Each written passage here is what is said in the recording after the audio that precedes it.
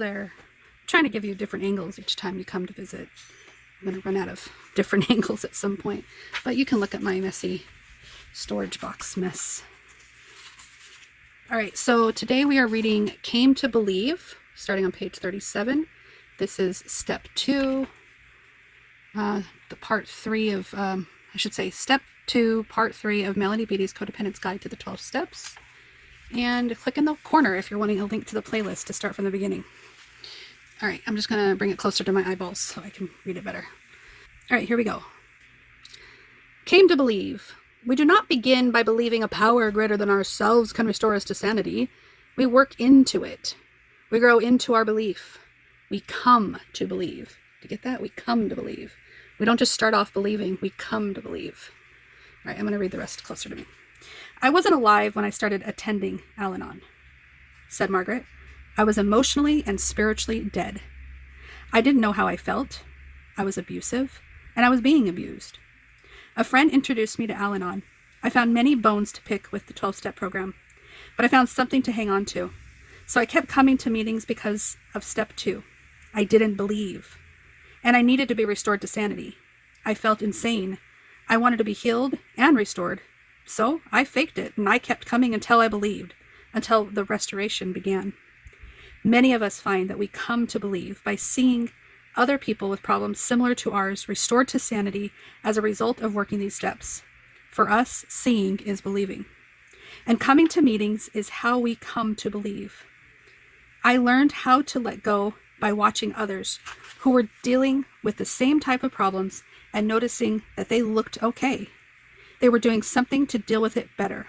I drew strength from their strength, said Stanley, the architect whose life had been controlled by an addicted son for 16 years. I didn't know there was any other way to react, to live life, or to feel until I began listening to other people who had been recovering from codependency.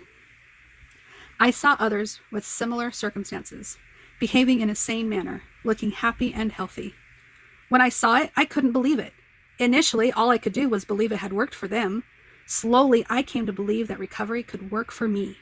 I believed because I saw other people. Then I believed because I began to see small changes in myself. Seeing other people change, seeing the steps work in their lives, seeing their lives restored to manageability, peace, and joy is how we come to believe that it is possible for us. Sometimes listening to stories of how others have changed in major ways helps us. Sometimes listening to smaller words of wisdom, the daily examples of how others are learning to take care of themselves and live lives differently, can be just as important. We get our messages in many ways. Many of us have little difficulty working this step. Once we begin attending meetings, it is difficult not to come to believe if we listen and watch. It was revolutionary to me that people could actually behave differently from the ways I had. I thought I had to control. I felt trapped in my depression. This step was a step out of my darkness and my codependency.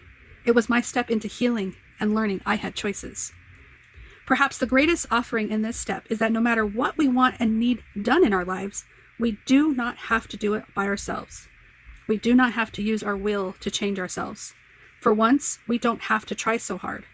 We can turn to a power greater than ourselves. All right, so that's the last little bit there. We can turn to a powder. We can turn to a power greater than ourselves. All right, and then the next time you hear me reading, it's going to be a power greater than ourselves. So that'll be part 4 tomorrow. And look, we got a highlighted section, so I'll be so excited to read that tomorrow. Put my little movie ticket here. That movie ticket's from Where the Crawdads Sing.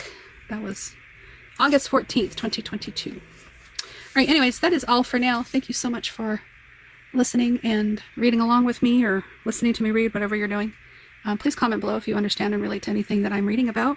Let me know if you're in a 12-step group. Let me know if you've tried it. Maybe that's not your thing. Maybe these readings are helping in their own way and giving you pause and things to think about. I truly appreciate my own slow crawl to learning about my higher power and what that means for me.